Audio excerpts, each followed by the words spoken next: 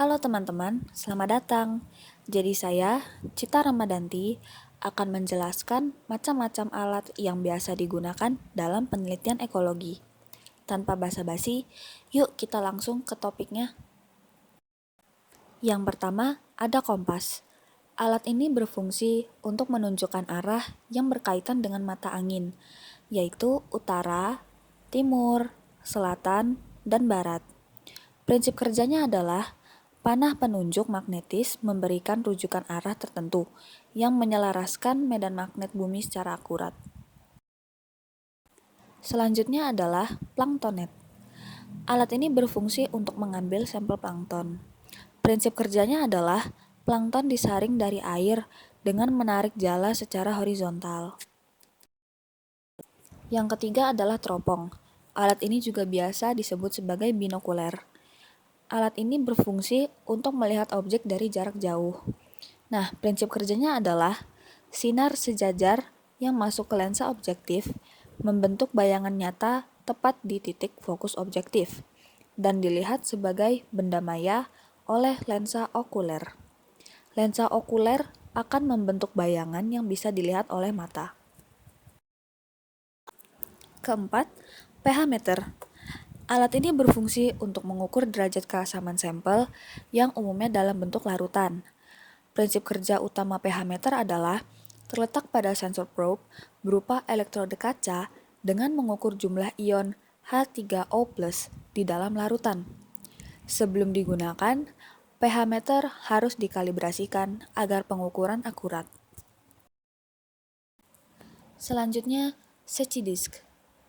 Alat ini berfungsi untuk mengukur transparansi air di lautan atau danau. Alat ini memiliki dua warna, yaitu hitam dan putih dalam satu lingkaran.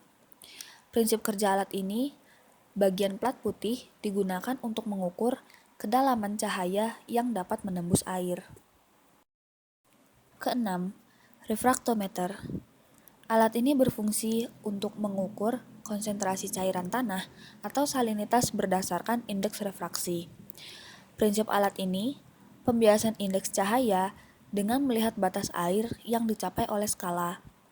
Cara kerja refraktometer harus dikalibrasikan dengan tetes Aquades hingga skala di titik 0. Lalu, teteskan larutan yang akan diukur salinitasnya pada template yang tersedia dan ditutup. Lihat batas air dan perhatikan skala yang dicapai. Ketujuh, luxmeter. Alat ini digunakan untuk mengukur kapasitas cahaya. Prinsip alat ini, makin banyak cahaya yang diserap, makin besar pula arus listrik yang dihasilkan. Cara kerja alat ini, sensor diletakkan di sumber cahaya yang akan diukur intensitasnya. Energi cahaya akan diteruskan oleh sel foto sebagai arus listrik. 8. Ekman Grab.